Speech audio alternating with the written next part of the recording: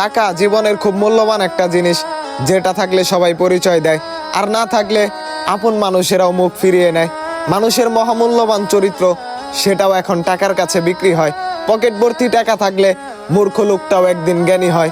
মানুষের কাছ থেকে যদি ভালোবাসা আর সম্মান পেতে চান, তাহলে সময় নষ্ট না করে পকেট ভর্তি টাকা কামান।